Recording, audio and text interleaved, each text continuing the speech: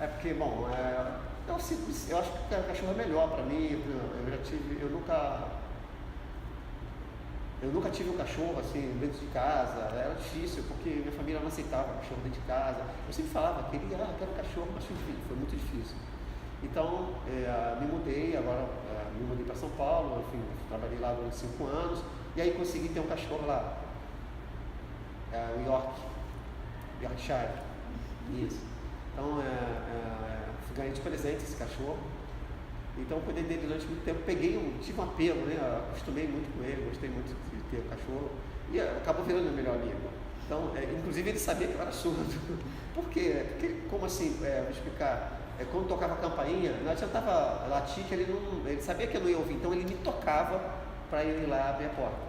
Aí eu vi, realmente ele sabe que eu sou surdo, ele sabia que não adiantava, lá em casa não tinha aquela campainha com luz, né, para poder avisar que tem alguém, então ele abanava o rabinho, quando via um barulho, ele sempre ficava prestando atenção em mim, era muito, me acompanhava por todo lugar.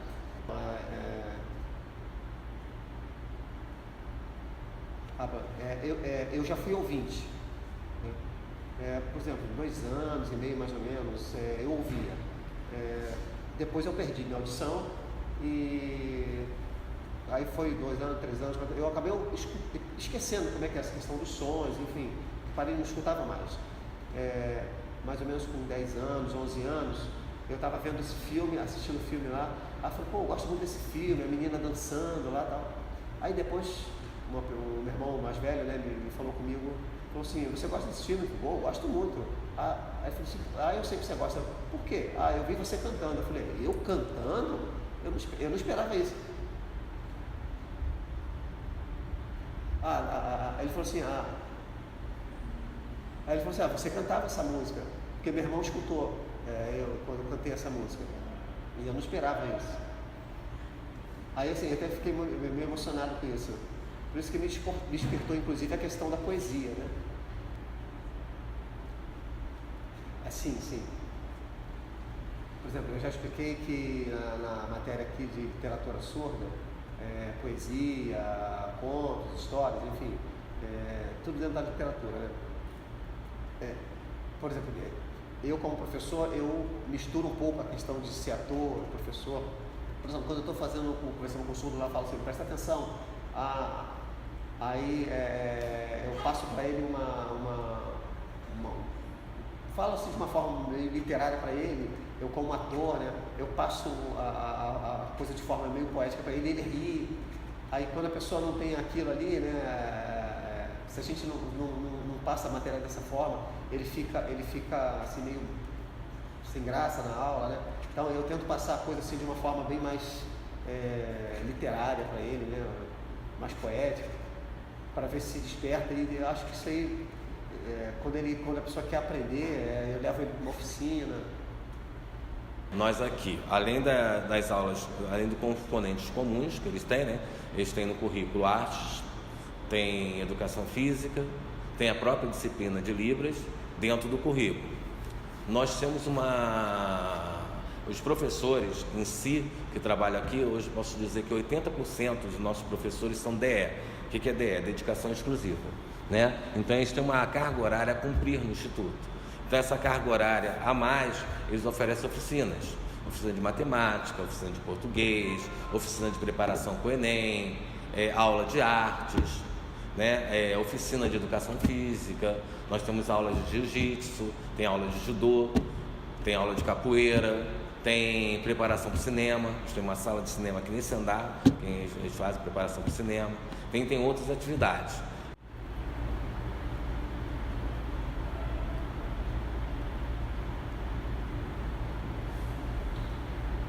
Bom, falando de lei, tá? A 10.536, 436. Todo mundo precisa entender essa lei, porque, por exemplo, aqui, nós que nascemos aqui no Brasil, nós surdos, né, nascemos aqui no Brasil, a nossa língua aqui é a língua portuguesa, mas nós não ouvimos, então precisamos da língua de sinais. Que é a nossa segunda língua, sim, nossa segunda língua é o português, porque a gente precisa escrever. Nós temos muitos surdos que querem oralizar, outros surdos querem usar implante coclear, então, enfim, cada um escolhe que caminho quer seguir. Assim, a família tem essa questão de escolher também para a criança, para o seu filho. Uns escolhem quer que a pessoa desenvolva audição, outros preferem usar libras.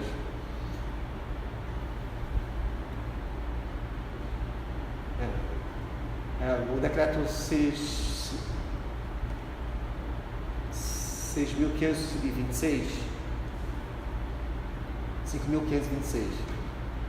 ele fala que todo mundo, ou todo o Brasil, precisa ter a matéria de Libras. E todo o Brasil precisa ter a matéria de Libras. No caso das faculdades, né? Faculdade de fono, enfim. Porque as pessoas precisam ter esse pouco de contato, precisam conhecer um pouco de como se comunicar com um surdo. Às vezes o surdo vem falar com a gente assim, falando mesmo, e a gente acaba não dando muita atenção porque a gente não entende.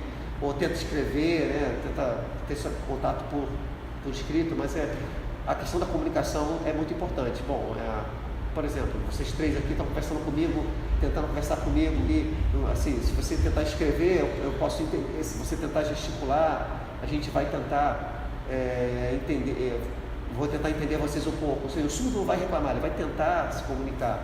Mas a lei fala o seguinte, o decreto fala que vocês precisam arregaçar as mangas e ir lá e tentar se comunicar com o surdo, precisam aprender língua.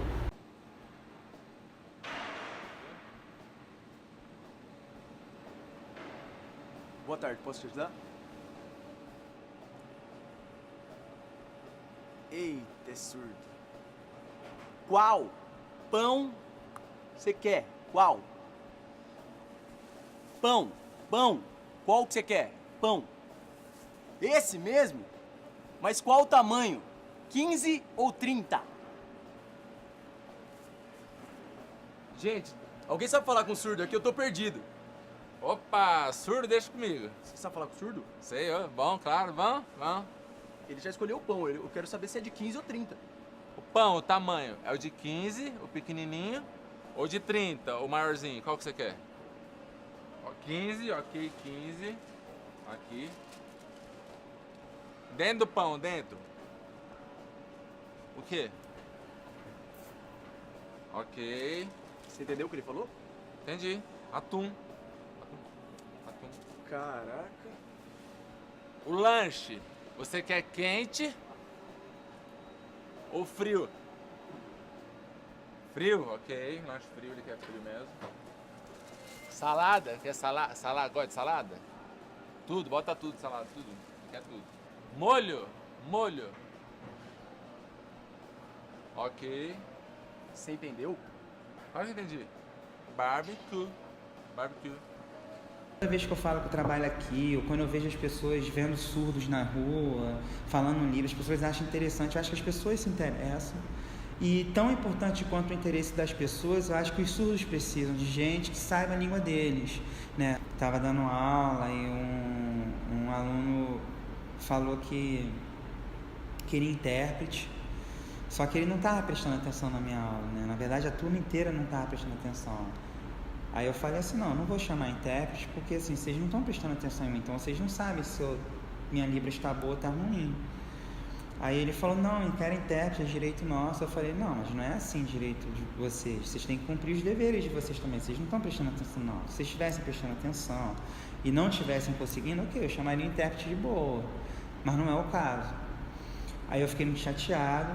Depois, quando passou o recreio, eu chamei o intérprete, dei um esporro na turma, só que aí foi muito ruim, porque esse mesmo aluno se levantou e começou a me humilhar na frente da turma, falou que eu era fraco, que minha língua estava ruim, estava percebendo que eu não estava evoluindo na língua, que eu não era esforçado o suficiente, e a turma inteira, que até aquele momento tinha uma boa relação comigo, talvez eles tenham identificado naquele garoto uma liderança, não sei. E quase todo mundo se voltou contra mim. Só um aluno veio, me deu um abraço depois, falou, fica calmo, é assim mesmo, né? E conversando com outros professores, isso é até um pouco recorrente. Vira e mexe, um aluno ou outro se levanta e fala, tua Libras é fraca, você é fraco e tal. Isso foi uma experiência muito ruim. muito ruim mesmo. Uma experiência boa, né, só para não ficar nas ruins, porque aqui, assim, é uma escola como outra qualquer, em vários sentidos, né? Tem alunos maneiros, fazem coisas maneiras, tem alunos chatos, fazem coisas chatas, né? Teve uma vez que eu estava explicando para eles, né, a diferença entre... eu estava tentando conceitualizar para eles o que era o candomblé, que eu estava dando aula sobre cultura, e eu comecei a usar as religiões, as várias culturas religiosas, né, para dar esse exemplo, né, do que seria cultura. Então eu usei o candomblé, os rituais do candomblé, se contrapondo ao cristianismo, às ideias do cristianismo, os rituais do cristianismo.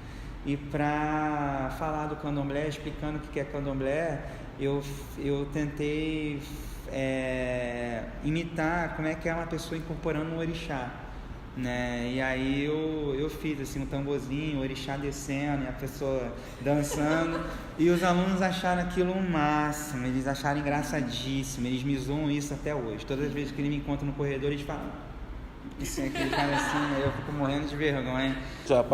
Eu no começo cometi muitas gafes, até mesmo por questão da Libras, né? Que é posicionamento. E quando eu cheguei aqui, uma das primeiras coisas que eu fiz, né? Vou citar o exemplo. Então o aluno estava assim, eu estava irritado, ai caramba, como é que eu vou tratar esse surdo? E na verdade o surdo ficou irritado comigo, foi reclamar na direção que eu estava falando para ele, foda-se.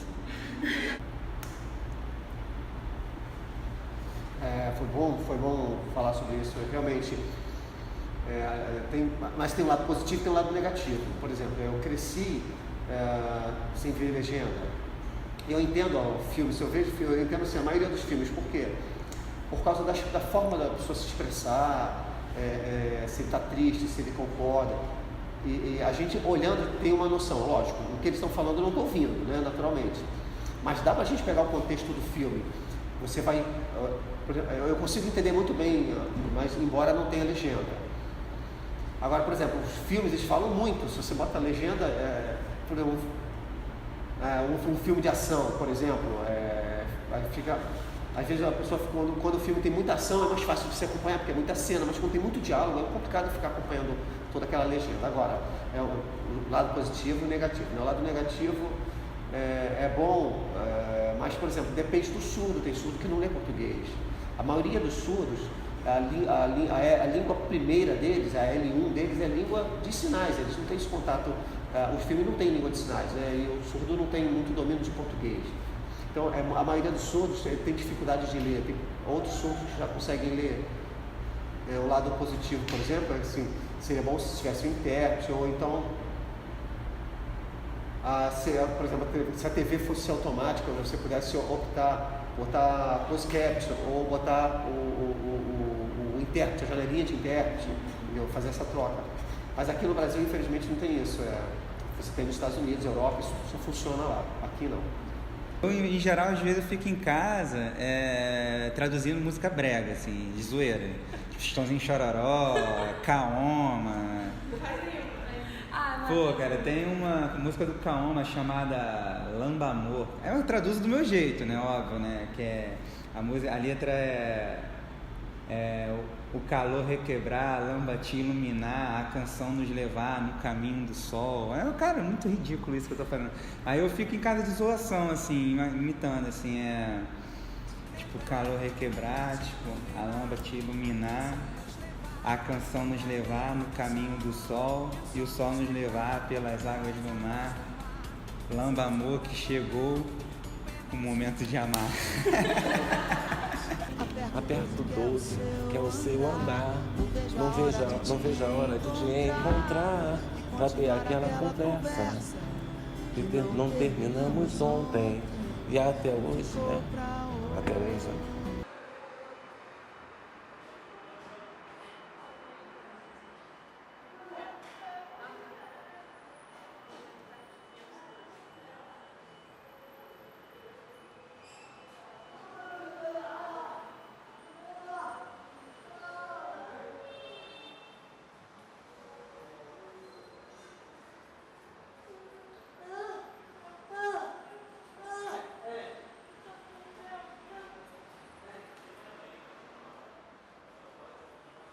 Podemos Falando ir. a gente, mas eu não sei o que ele tá falando.